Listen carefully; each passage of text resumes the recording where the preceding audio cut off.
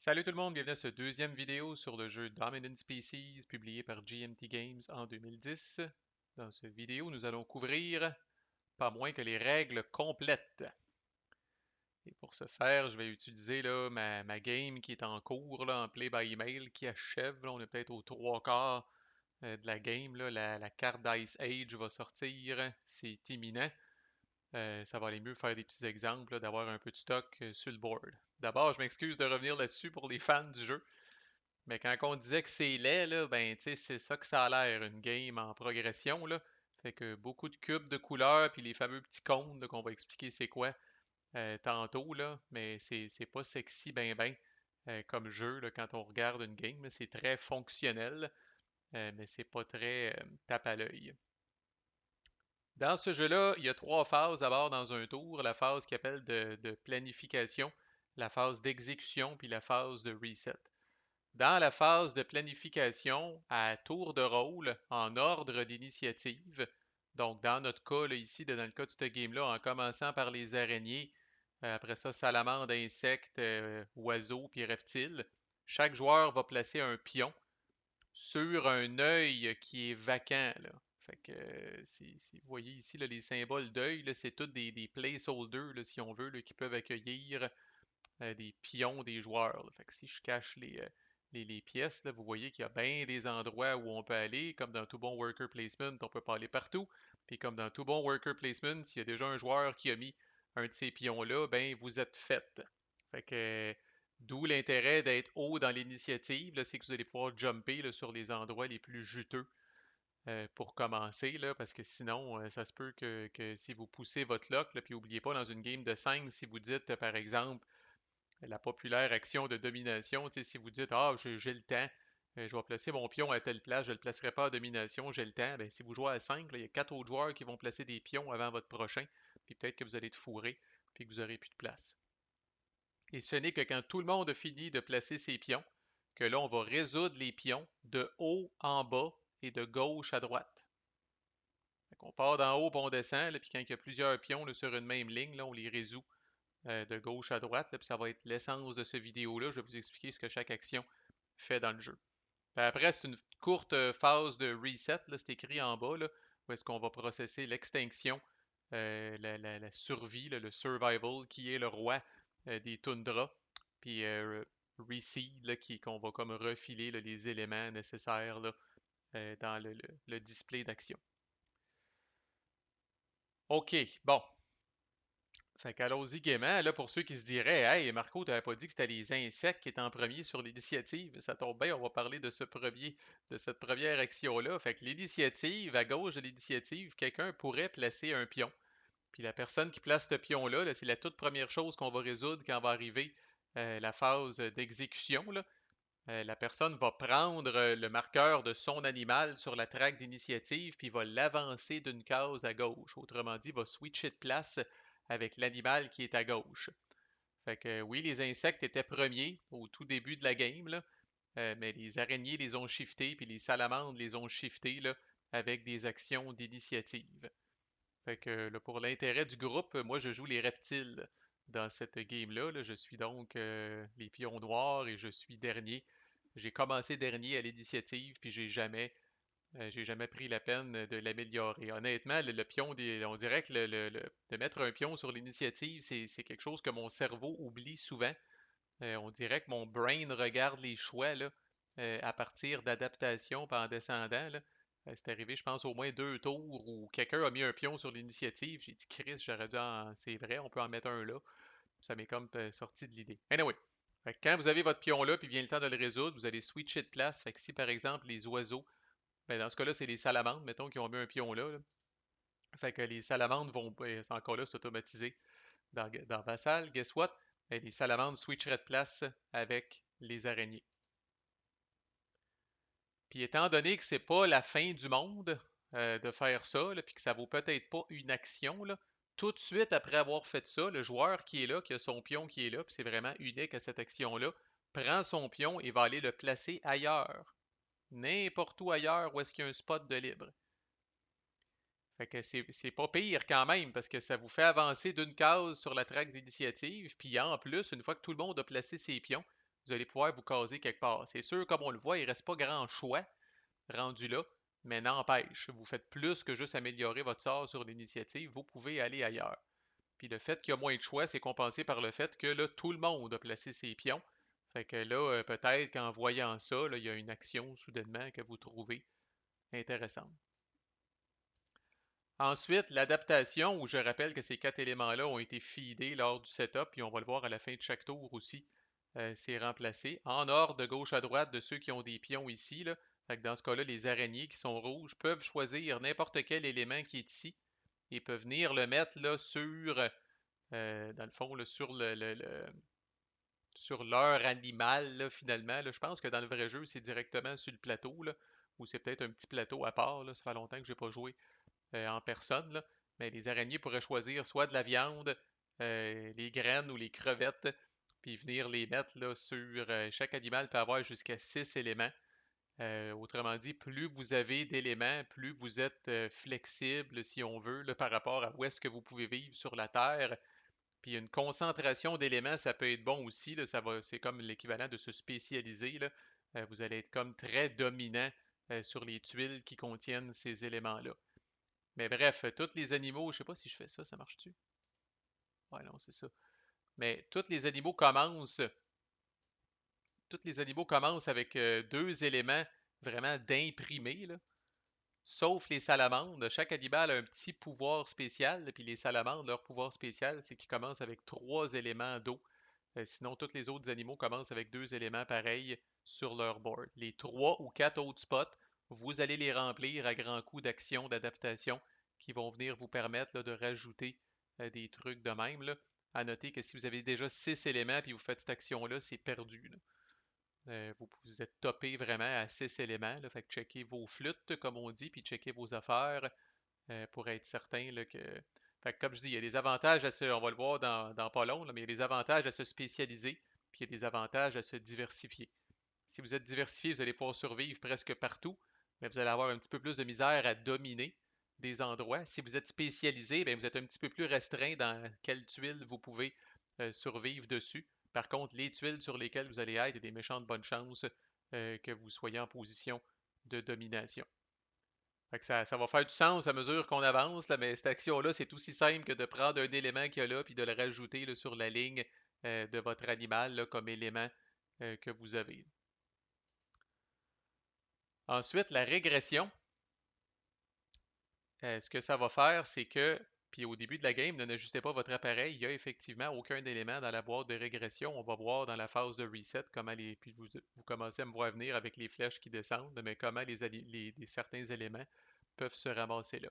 Mais la régression, ce que ça fait, c'est que tous ceux qui ont cet élément-là, fait que pour chaque élément qui est ici, là, si vous avez l'élément justement là, sur la traque de votre animal comme ça, là, ben, vous le perdez. Mais pour chaque, parce que là, vous allez dire, ouais, Marco, il y a des places pour mettre des pions ici. Bien, effectivement, pour chaque pion que vous allez là, que vous avez là, vous pouvez ignorer la perte d'un élément qui se trouve là. Fait que, par exemple, les insectes qui ont. Bon, vous ne pouvez jamais perdre évidemment vos éléments là, qui sont comme imprimés là, à côté de votre animal. C'est uniquement les petits jetons qui sont ici à côté.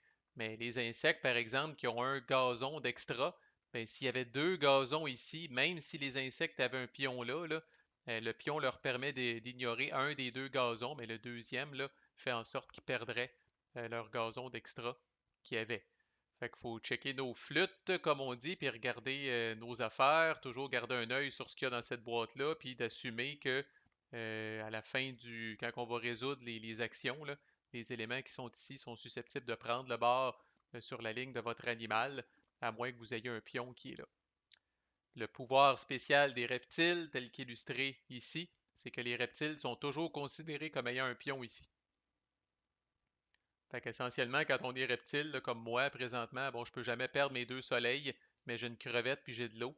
Même s'il se ramasse une crevette ou une fois de l'eau ici, je peux ignorer finalement là, une des deux, puis pas la perdre quand vient le temps de résoudre cette action-là. Par contre, s'il y avait une crevette et de l'eau, ben là, le fait que j'aille mon truc là m'en fait ignorer un, mais si je veux ignorer l'autre, il va falloir que je lui mette un pion ici comme tout le monde.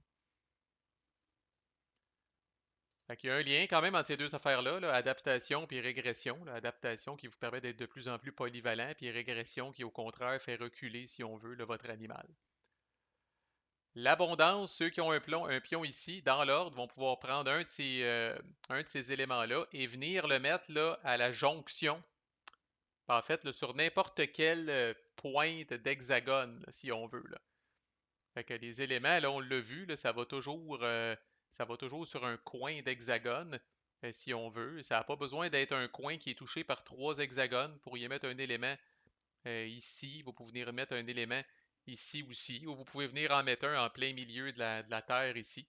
C'est bien correct que c'est la personne qui est là qui décide quel élément elle va prendre, puis où est-ce qu'elle va le mettre. Elle ne peut pas le mettre où est-ce qu'il se trouve déjà un élément, mais sinon, elle a l'embarras du choix.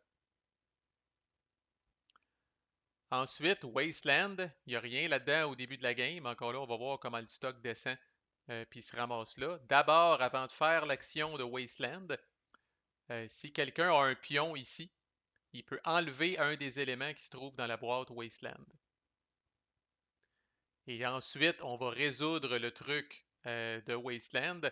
Donc, ce que ça fait, c'est que tous les éléments qui sont là, puis qui sont en contact avec une toundra, sont enlevés. Même si c'est en contact avec une seule toundra, là, comme Fait que là, vous avez compris pourquoi le bleu est venu se poster ici. Là. Si le bleu n'avait pas été là, là, cet élément d'eau-là, puis cet élément d'eau-là aurait été enlevé et le bleu aurait été très triste parce que le bleu et les salamandres qui ont comme trois éléments d'eau sur leur carton. En passant, régression et wasteland, c'est des actions qu'on fait systématiquement, même s'il n'y a aucun pion dessus. Contrairement aux autres actions où quand il n'y a pas de pion, on skip la section. Là. Régression, ça va arriver, comme on dit, no matter what. Puis wasteland, ça va arriver aussi, no matter what, qu'il y ait des pions ou non. Là. Fait que dans le cas de régression, les pions vont permettre d'ignorer les effets néfastes de ça. Puis dans le cas de wasteland, ça va permettre à la personne qui est là d'enlever un élément, là, mais sinon, ça l'arrive, c'est inéluctable. Ensuite, depletion, il n'y a rien là non plus au début de la game. Le stock va finir par percoler puis s'en venir ici, là. Fait que depletion, ce que ça fait, c'est que si quelqu'un est venu mettre un pion ici, il n'y a qu'un seul spot, il peut prendre un des éléments qui est ici, là, à son choix, et venir enlever un élément correspondant n'importe où sur la Terre. Fait que le fait qu'il y ait plusieurs éléments du même type, là, dans ce cas-là, ça ne change rien. Même affaire pour Wasteland, ça ne change rien. Pour avoir quatre symboles d'eau, Wasteland, là, ça fait que tous les symboles, tous les éléments qui sont là, là sont enlevés s'ils touchent à des toundras. Ici, c'est un peu le même principe. Là, le vert qui est venu se placer ici a le choix entre enlever un élément d'eau, une crevette ou une viande de n'importe où sur la Terre. On va le voir, ça peut faire chier pas mal parce qu'il peut empêcher votre animal de survivre sur certaines tuiles. Ensuite, la glaciation, donc le pion qui est ici. Vraiment le pion qui est le premier à gauche. Glaciation est une autre action spéciale où on va résoudre seulement le premier pion qui est là à gauche.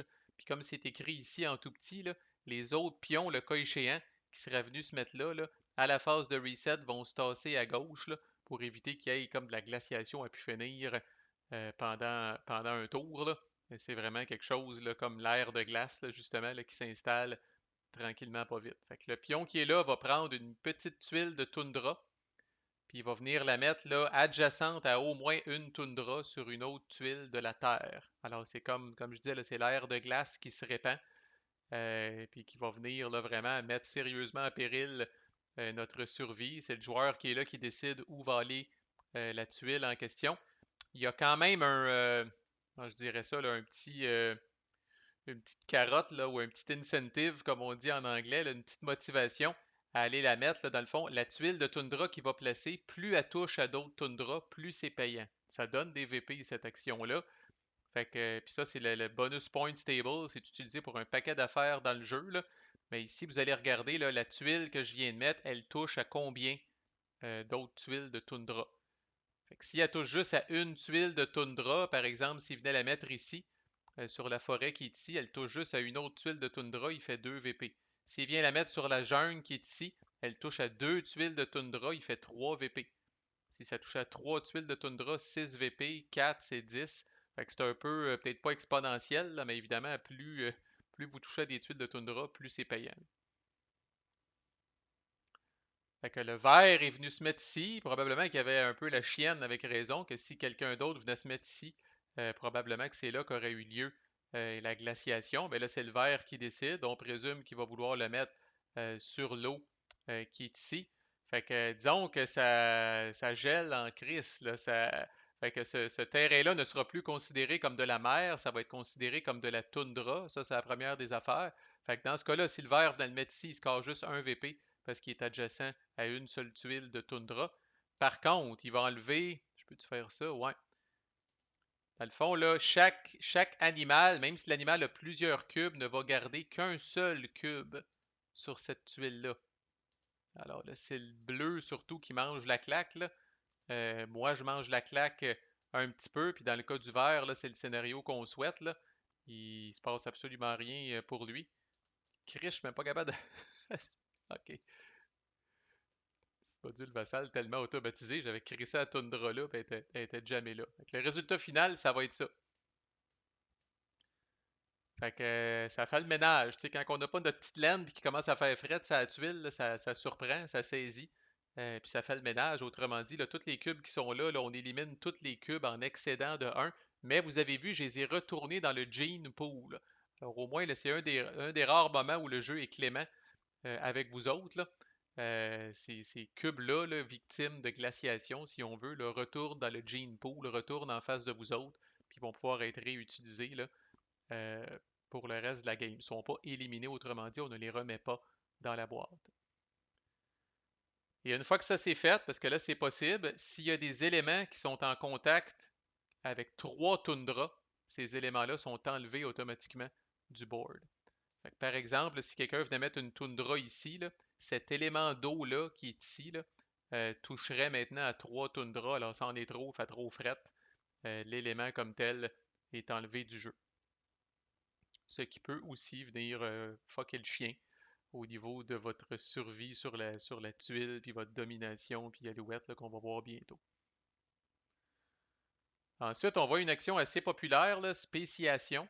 C'est populaire parce que c'est une des seules actions là, qui vous permet d'ajouter des cubes sur le board.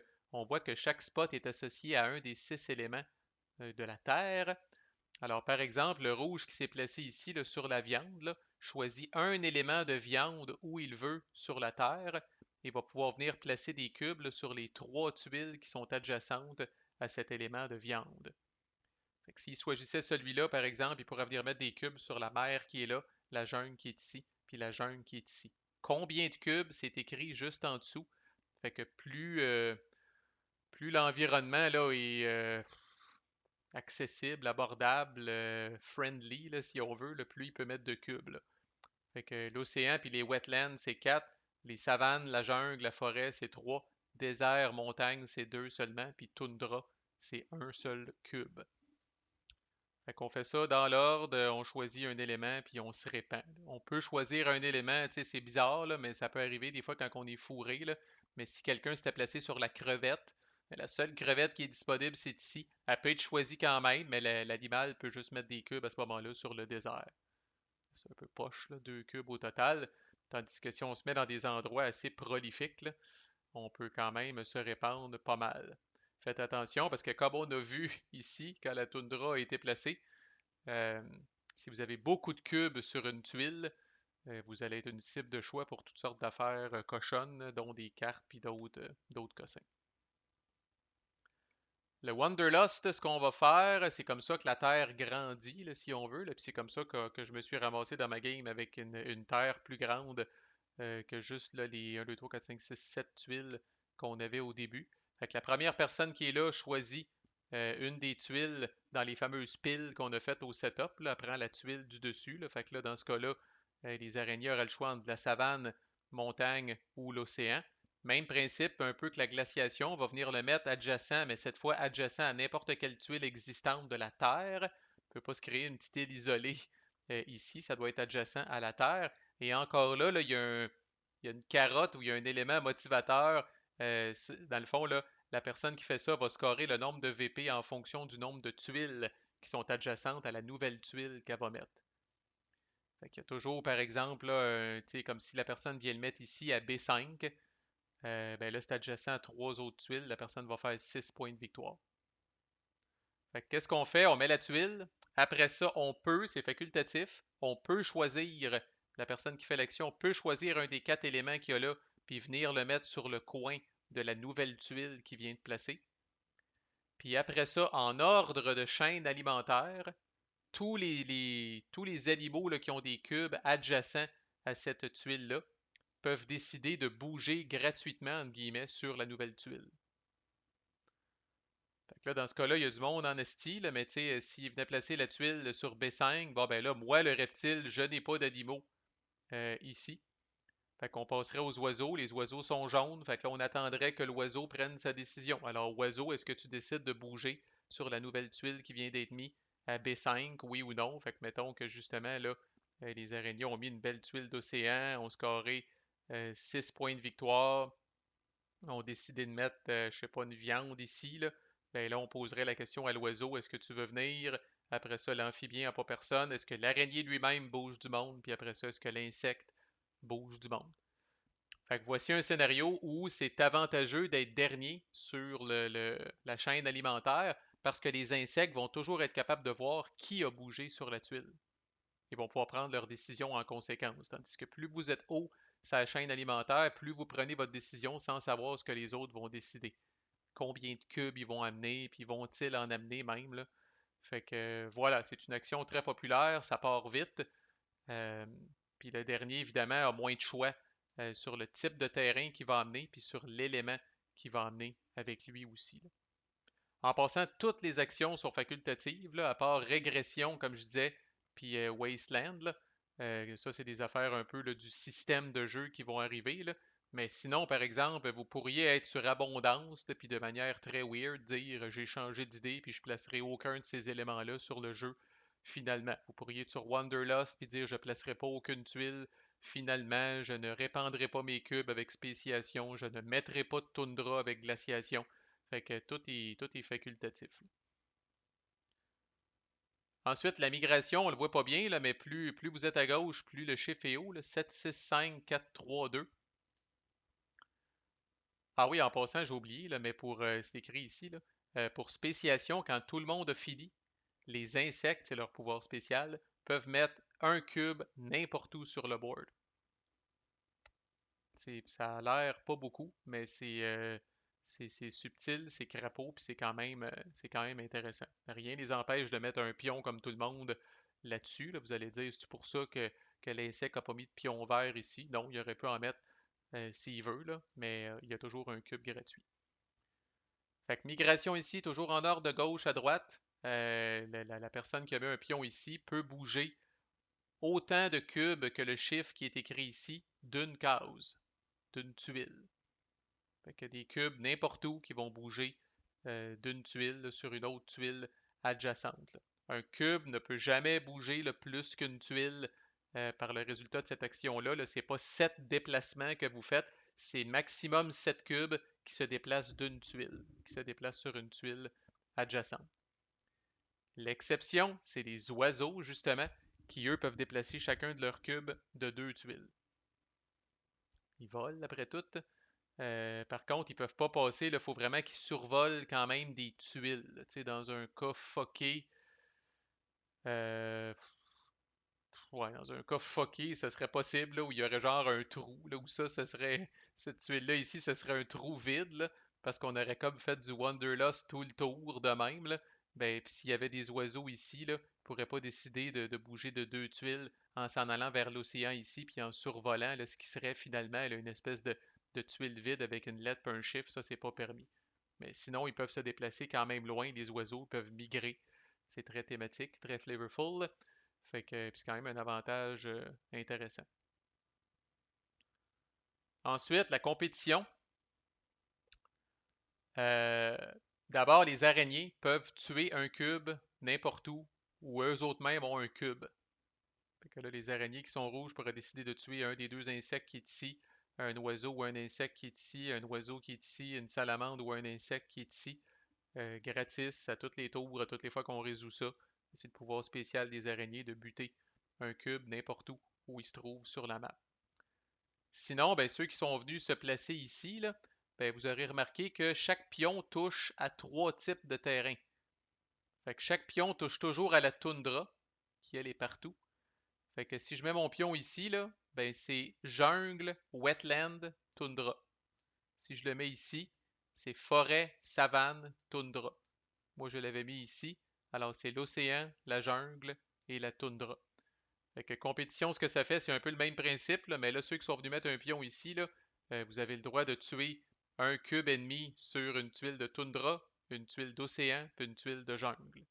Mais il faut que vous ayez au moins un cube de votre animal sur la tuile en question que vous visez. Fait que, c'est de la compétition, là, c'est les animaux qui se tapochent, là, c'est les animaux qui se battent. Là. Fait qu'il faut que vous ayez au moins un cube de votre animal sur cet endroit-là. Fait que là, même si j'ai toundra, je pourrais pas décider d'éliminer un amphibien ou un insecte ici, là, parce que je suis pas là. OK? Fait que vous allez pouvoir faire un cube sur maximum 3 tuiles qui doivent matcher les terrains qui sont ici, là, puis les combinaisons de terrains que vous allez prendre. Et finalement, la domination, qui est le clou du spectacle. Action très populaire, c'est toujours rempli à chaque fois, là, parce que c'est une source de VP, puis c'est une source de cochonnerie. Dans le sens de cochonner vos adversaires. Fait qu'en ordre de gauche à droite, les oiseaux, dans ce cas-là, en premier, vont choisir une tuile n'importe où sur la Terre et vont, comme on dit, scorer la tuile. Alors, c'est là le nombre de points de victoire qui est ici. Encore là, plus le terrain est hospitalier, je dirais, plus il est payant. Fait que plus ça va de haut en bas, plus ça va, plus moins c'est payant. Là, quand on arrive à la toundra, là, c'est très sec. Montagne, désert, c'est pas très payant. Puis après ça, on commence à jaser. Fait que c'est là où c'est là où à la limite, Dominant Species c'est un jeu de majorité relativement pur. Là. Mais vous allez regarder qui est majoritaire en nombre de cubes sur une tuile.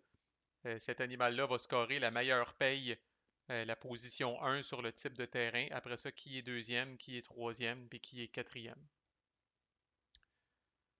Puis c'est ça. Fait qu'il y a des types de terrains inhospitaliers, là, comme je disais, là, où est-ce qu'il y a rien que les deux premiers qui scorent, ou même dans le cas de la toundra, il y a juste la première personne qui score.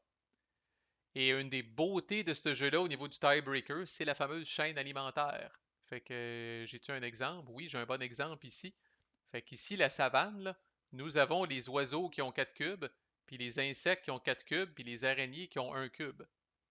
Alors, qu'est-ce qui arrive dans ce temps-là? On est dans de la savane. Qui score le 7 points de victoire? Ben, c'est les oiseaux, parce qu'en égalité, les oiseaux sont plus hauts sur la chaîne alimentaire que les insectes. Alors, dans ce cas-là, les oiseaux scoreraient 7 points de victoire, les insectes scoreraient, on est dans la savane, 4 points de victoire, puis les araignées, 2 points de victoire. Alors, vous choisissez une tuile, vous la scorez. Il existe un petit marqueur pour dire, tu sais, c'est fait. Un petit crochet pour dire ça a été fait, cette tuile-là, parce que chaque tuile peut être choisie maximum une fois. C'est rare de toute façon que deux joueurs vont vouloir choisir la même tuile. Habituellement, vous allez prendre une tuile qui est très payante pour vous autres, comme moi en ce moment. Si personne me met des bâtons dans les roues, j'ai avantage en esti à scorer le wetland qui est ici. Je fais 8 points de victoire, personne d'autre fait rien. Tandis que chaque fois que vous choisissez une tuile où se trouvent d'autres mondes, mais vous leur donnez des points de victoire un petit peu dans les poches gratuitement. Et le clou du spectacle, en plus, s'il y a un animal qui domine la tuile, c'est là où cet animal-là peut choisir une des cartes domination qu'il y a ici et exécuter l'action qu'il y a sur cette carte-là. En fait, s'il y a un animal qui domine, ça c'est un autre bout où il n'a pas le choix. Il doit choisir une carte et la résoudre parce que c'est un peu aussi le timer du jeu, ça. Je rappelle que vous avez le deck de cartes avec la carte de l'air de glace dans le fond, là. Fait que le jeu fait en sorte que oui, si vous dominez une tuile qui est scorée à cette phase-là, à cette action-là, là, vous allez devoir prendre une carte, le faire. De toute façon, ça vous tente tout le temps, là, parce que c'est quasiment tout le temps bon, ces affaires-là. Là. Mais bref, vous êtes obligé de prendre une carte, puis là, le deck va venir refiler cette affaire-là là, dans le reset phase qu'on s'apprête à parler. Et c'est à ça que servent les fucking cônes dans ce jeu-là. Un cône est un rappel visuel de qui domine la tuile en ce moment. Et qu'est-ce que ça veut dire de dominer? C'est là où on revient finalement là, pour la première fois à ce tableau-là ici. Là. Fait que pour une tuile en question, là, fait qu'on va regarder pourquoi les insectes dominent cette tuile-là. D'abord, il faut regarder les éléments qui sont autour. On a un gazon, puis on a une viande. OK? Fait que dans le fond, là, officiellement, pour savoir qui domine, chaque animal qui est présent sur la tuile, il faut être présent sur la tuile pour dominer. Il faut avoir au moins un cube. Il ne faut pas nécessairement être la personne qui score le plus de points. La domination puis la majorité sur la tuile, c'est deux choses complètement indépendantes. Vous pouvez dominer une tuile avec juste un cube, puis vous pourriez avoir 10 cubes sur la tuile, puis pas la dominer pantoute. OK? C'est deux concepts vraiment complètement différents, mais pour dominer, vous devez avoir au moins un cube sur la tuile. Fait que, animal par animal, chaque animal va checker un par un chaque élément qui se trouve en bordure de la tuile, puis va scorer, dans le fond, là, c'est un, il ne score pas des points de victoire, mais pour calculer sa domination, sa valeur de domination, chaque animal va prendre chaque élément et va le multiplier par le nombre de ces éléments-là qu'il y a sur sa fameuse traque ici. Fait que les insectes qui aiment beaucoup le gazon, un élément de gazon ici, ça leur donne 3.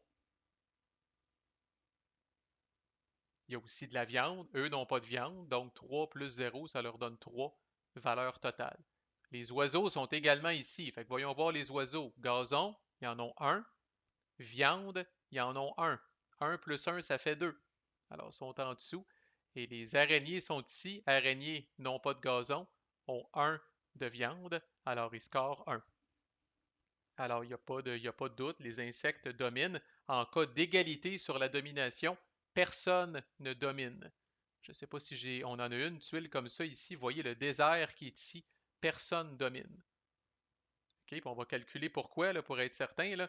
Fait que les insectes qui sont ici, encore une fois, gazon, ça vaut 3. Crevettes, ils n'ont pas de crevettes, alors ils ont 3. Araignées qui sont ici, gazon, ils n'en ont pas. Crevettes, ils en ont 3. C'est 3 à 3. Personne domine. Et checker comment est-ce que le module vassal est écœurant. Là, mais tiens, je vais rajouter, je vais rajouter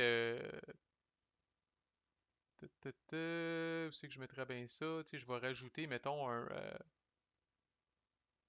ouais, je vais rajouter une viande ici. Là.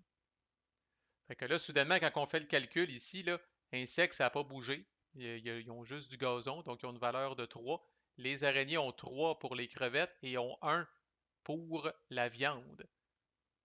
Et ça, normalement, là, croyez-en à mon expérience, là, mais dans le vrai jeu, là, passez-moi l'expression, mais c'est un hostie de pain in the butt. Là. C'est de recalculer ça constamment parce que là, il y a des éléments qui s'ajoutent, il y a des éléments qui s'enlèvent ici, il y a des cubes qui meurent, il y a des cubes qui bougent. Tu sais, là, migration, compétition, Wanderlust, tant d'actions qui peuvent faire du mouvement de cube. Puis là, c'est comme, attends, on va recalculer la domination. Puis c'est plus vite, là, généralement, que ce que j'ai montré. Là, je vous ai montré, tu sais, pour pas vous fourrer, là, regardez vraiment chaque élément tout le tour, puis additionner. Là. Et normalement, là, dans votre tête, ça se passe plus vite que ça. Là. Mais n'empêche, la quantité de tuiles qu'il y a, puis la quantité de cubes qu'il y a, c'est quand même pénible. Dans Vassal, vous avez un truc qui dit là, chaque tuile est auditée, là, chaque tuile va être mise à jour en termes de domination. Alors soyez attentifs, entre autres, à la tuile du désert qui est ici. Plus peut-être d'autres qui vont bouger. Je ne sais pas si. Ah oui, tu vois, il y en a, il me semble. Ça s'est rajouté. Ou en tout cas, il s'est tassé, je l'avais tassé. Mais bref, les araignées sont rendues dominantes ici. Malgré que les insectes ont plus de cubes. Fait que dans Vassal, c'est pas dynamique, là. Vous devez le faire via cette action de menu-là, là, mais c'est quasiment rendu un réflexe. Nous autres, à chaque fois qu'on poste un log, avant de poster le log, surtout s'il y a des cubes qui ont bougé, là, on fait ça pour s'assurer que les bons cônes de la bonne couleur sont à la bonne place, là. Mais c'est ça. Donc ça, c'est la domination. Fait que dans un monde idéal, vous voulez scorer, si vous êtes ici, la domination, là, vous voulez choisir une tuile où vous êtes majoritaire et une tuile que vous dominez. Ça, c'est la cerise sur le Sunday. C'est vous autres qui allez faire le plus de points de victoire et vous allez pouvoir passer au buffet des cartes, puis vous payer une carte puissante pour faire chier tout le monde.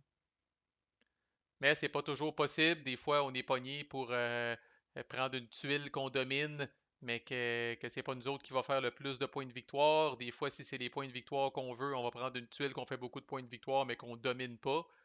Euh, Fait que, tu sais, c'est un moindre mal. Ici, tantôt, avant que je rajoute là, la viande, ben, l'insecte était comme faisait le plus de points de victoire, mais personne dominait.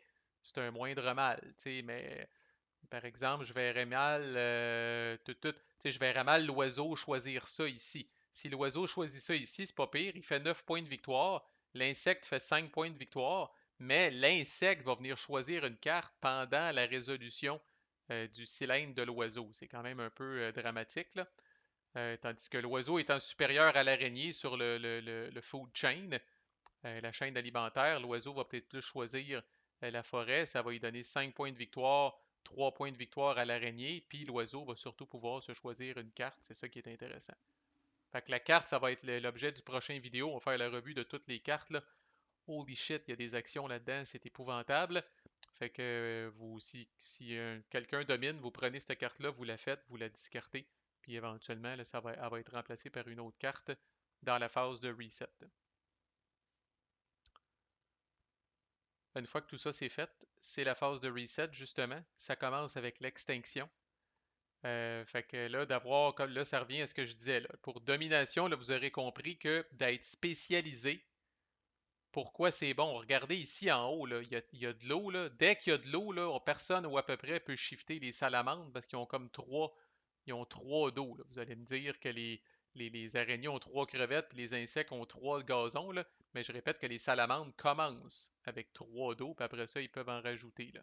Fait que ça permet aux salamandres de dominer quand même assez outrageusement ici. Par contre, les salamandres ne sont pas très flexibles. Ils ont comme juste deux types d'éléments. Si on compare à moi puis aux oiseaux, là, nous, on a trois types d'éléments, fait qu'on peut survivre dans plus d'environnements. Parce que le point ici, c'est que quand on arrive à la phase d'extinction, tous les cubes qui sont sur des tuiles entourés uniquement d'éléments là, que vous n'avez pas sur votre display ici, là, ben, ces cubes-là meurent. Ok, c'est vraiment la phase d'extinction. Fait que par exemple, si moi je me retrouvais, là, si via la migration ou je sais pas trop quoi, si je m'étais retrouvé avec des cubes ici dans l'océan, là, ben, il y a seulement de la viande ici. Là. Je n'ai pas de viande sur mon display d'animal, alors tous ces cubes-là crèvent, s'en vont dans la boîte. C'est quand même dramatique, là.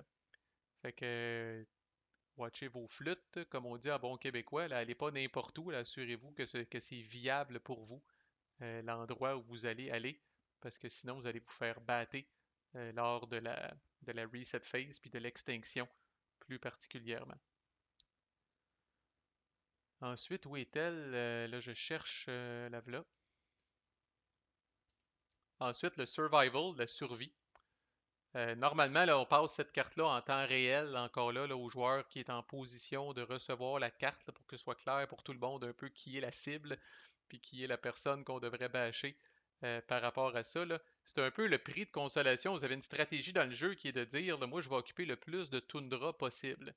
Parce que les toundras, c'est fucking pas payant, puis c'est dangereux parce que vous avez à tout bout de champ des éléments qui disparaissent des toundras. Mais bref, c'est vraiment le cas de le dire, survival, si vous avez réussi à survivre sur les toundras. Donc là, quand on arrive à cette étape-là, chaque animal va compter le nombre de cubes total qu'il a sur des toundras.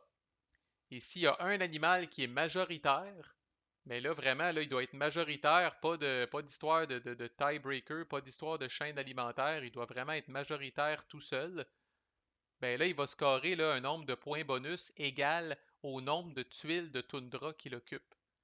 Alors, en ce moment, les amphibiens ont la carte Survival parce qu'ils ont 4 cubes au total sur la toundra comparativement à 3 pour les reptiles et 2 pour les insectes. Si les reptiles avaient un quatrième cube, 4 à 4, là, c'est oublier le food chain, là, personne reçoit la carte, personne reçoit de VP. Alors, combien les amphibiens feraient de VP? Ben, ils occupent 3 tuiles de toundra, alors ils feraient 6 VP. S'il y avait un autre cube bleu ici, il ferait 10 VP. S'il y avait un autre cube bleu ici, il ferait 15 VP. Ça commence à être pas pire là, comme paye. Là. Fait que c'est une stratégie viable d'occuper les toundras, puis de se dire J'aurai pas une vie facile, mais à la fin de chaque tour, je vais scorer beaucoup grâce à la carte de survie. Puis les toundras dès que quelqu'un fait de la compétition, là, il peut toujours enlever un cube d'une toundra où il y a un cube. Fait qu'on se tapoche fort quand même sur les toundras, c'est vraiment pas facile. Puis après, c'est un petit peu de la phase administrative, c'est ce qu'on appelle le reseed, où on refile certains éléments du jeu. Fait que les slots vides ici, là, parce que les cartes domination ont été pris, on les remplace avec des nouvelles cartes du deck. Les pions éventuels qui seraient ici sur la glaciation, là, on va les shifter à gauche. C'est les seuls pions qui devraient rester présentement sur le display. Régression, on enlève tout ce qu'il y a là-dedans, on remet ça dans la boîte. Depletion, la même affaire, on remet ça dans la boîte. Et Wanderlust, même affaire, on remet ça dans la boîte. Ensuite, ce qui était dans Wasteland descend dans Depletion. Ce qui était dans l'abondance descend dans le Wasteland. Et ce qui reste dans l'adaptation descend à la régression. Fait que vous le voyez venir, ces affaires nasty-là, un peu de régression, de wasteland puis de depletion, là, vous le voyez venir au fur et à mesure que ça descend. À au moins un tour d'avance, vous êtes capable de vous préparer en question. Puis après ça, on va faire un refill d'adaptation, d'abondance et de Wanderlust, un peu comme au début, là, les fameuses feuilles mortes. Là. Puis je répète, là, il n'y aura plus rien là-dedans parce que vous avez vidé Wanderlust, vous avez descendu ce qui restait d'adaptation, puis vous avez descendu ce qui restait d'abondance. Alors systématiquement, vous allez avoir 12 nouveaux éléments qui vont se retrouver ici. Vous flippez la tuile sur le dessus des stacks. Là. Fait que si l'action de Wanderlust a été prise, puis que les tuiles du top de ces stacks-là ont été mis sur le board, là, ce n'est que là que vous flippez les top tuiles pour qu'on voit c'est quoi les prochains terrains qui vont être amenés en jeu via l'action de Wanderlust. Et on roule de même, et là on recommencera un autre tour en ordre d'initiative, la nouvelle initiative peut-être, parce que ça a peut-être bougé si quelqu'un a mis un pion ici, et on repartirait ça jusqu'à temps que quelqu'un, entre guillemets, achète la carte de l'ère de glace, qui est une carte qu'on reverra dans le prochain vidéo là, de revue des cartes. Là. Mais éventuellement, là, la carte du Ice Age, l'ère de glace, va se retrouver ici. Quelqu'un qui se considère dans une position de victoire ou qui veut mettre un terme à ses souffrances puis qui veut que la game se finisse au plus crisse lors d'une action de domination, peut aller se procurer cette carte-là. Puis quand cette carte-là a été achetée, là, on finit le tour, le peu qui en reste. On va refaire l'extinction, on va refaire la survie. Mais après ça, pas nécessaire de faire le reseed parce que la game se termine. Et c'est là que vous allez scorer toutes les tuiles du board. Et c'est là, comme je disais dans le vidéo précédent, là, que des fois, c'est pas rare que les joueurs vont faire autant de points de VP avec ça qu'ils en ont fait pendant toute la game à coup de domination, Wanderlust puis glaciation. Fait que là, faites ça comme vous voulez, là, mais vous partez par exemple d'en haut, là, puis vous dites, bon, on score cette tuile-là, le bleu est majoritaire, il est tout seul, il score 9 points. Ici, bon, ben, il y a triple égalité, mais les reptiles sont en haut au niveau du food chain, ils scorent un point de victoire. Tac, tac, puis on descend, puis on score vraiment chaque tuile. À ce stade-ci, la domination a plus rapport, là, on score purement au niveau VP. Par contre, la domination, on va le voir encore là dans la revue des cartes, là, mais sur la carte de l'ère de glace, au moment où elle est achetée, chaque joueur score un nombre de VP bonus, là, comme les points qui sont écrits ici, en fonction du nombre de tuiles qu'il domine. Alors présentement, le bleu domine 4 tuiles, alors lui ferait 10 points de victoire. Moi, le bon vieux reptile, 1, 2, 3, je domine 3 tuiles, je ferais 6 points de victoire, puis ainsi de suite. C'est là qu'on voit où, par exemple, les pauvres araignées qui domine une tuile, puis même là, c'est parce que je leur ai mis un de viande pour le but de l'exemple, vont scorer juste un point de victoire. Fait que la domination compte jusqu'au bout, là, même dans le Ice Age, là, une espèce qui dominerait 7, 8 tuiles là, pourrait scorer 28 ou 36 points de victoire. C'est fucking majeur. Là. Très bien équilibré, très bien balancé. J'ai oublié le pouvoir spécial des mammifères. Lors de la phase d'extinction, les mammifères peuvent épargner un de leurs cubes. Alors, un de leurs cubes qui devrait crever parce qu'il n'est pas capable de subsister sur une tuile, là. Donc, un au total, pas un par tuile, un au total, les mammifères peuvent l'épargner puis le laisser sur le board. Ouf, 45 minutes, pas pire. Fait que c'était la totalité des règles de Dominant Species. Manquez pas le prochain vidéo, là, ça va être intéressant parce qu'il y a vraiment des cartes que moi je trouve extrêmement flavorful et extrêmement puissantes. On dirait qu'à toutes les fois dans ce jeu-là que vous avez les 5 cartes de domination, là, vous dites si j'y veux toutes. Malheureusement, vous allez probablement en avoir juste une, peut-être deux si vous vous concentrez beaucoup d'efforts là-dessus et que vous êtes en bonne posture, là. Puis le reste, vous allez les subir. Et il y en a des particulièrement cochonnes. Fait que c'est ce qu'on va voir lors du prochain vidéo. Manquez pas ça. À plus.